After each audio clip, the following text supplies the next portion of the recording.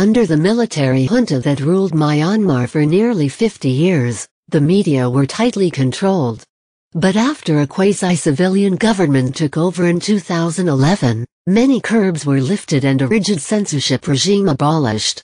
Journalists were among masses of political prisoners released, and media outlets mushroomed to serve a highly literate population that had been starved of independent news.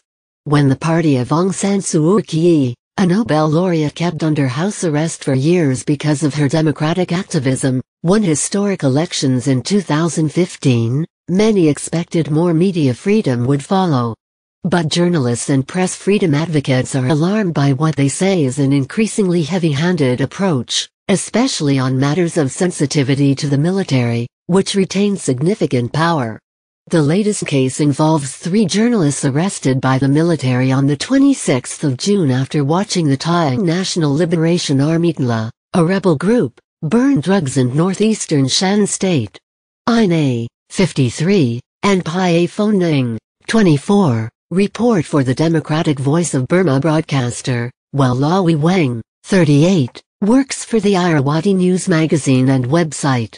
Both outlets were run by exiles who fled during the junta era to report on abuses in the then pariah state, and who returned home after reforms in 2012. The trio were handed to police and charged under the Colonial-era Unlawful Associations Act for having alleged contact with the TNLA, which the army has recently been clashing with and describes as a terrorist group. They could face up to 3 years in prison, and a close aide of Ms. Suu Kyi has defended the charges. It is true that they broke the law by going to meet ethnic groups, Win Tine, a former political prisoner, said. Yet the case has caused uproar because many journalists have met TNLA rebels without facing prosecution, and the group came into direct contact with reporters and officials when it attended peace talks in May in the capital, Naypyidaw. Lawi Weng is well respected for his reporting on ethnic armed groups around Myanmar. His fiancée, Loa Ta, told Reuters news agency that he was well aware that he could be jailed for reporting on such issues, and criticizing both the military and government. But he needs to report for the voiceless and the powerless, she said. Aung Za, editor of the Irrawaddy, said his reporter had been planning to investigate reports of abuses by the army and local militias in the area. He said he had been unlawfully arrested, and that journalists were legally allowed to gather news in conflict zones. Our work is under threat, he told the BBC.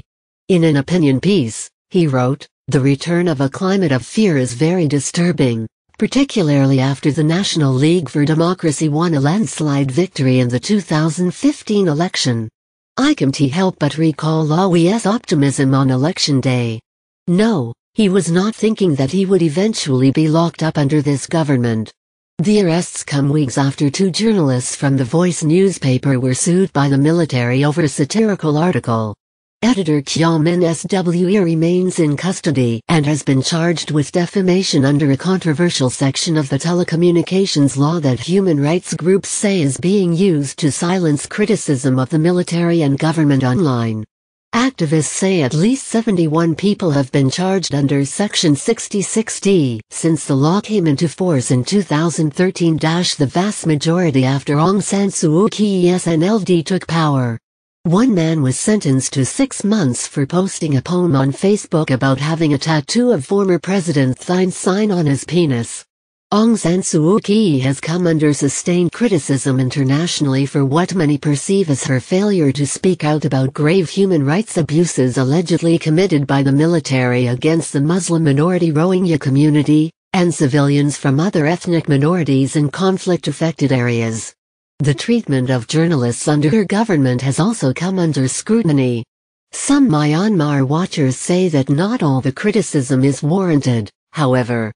The military retains significant power throughout the country, and controls the defense, home and border affairs ministries, and holds 25% of the seats in parliament.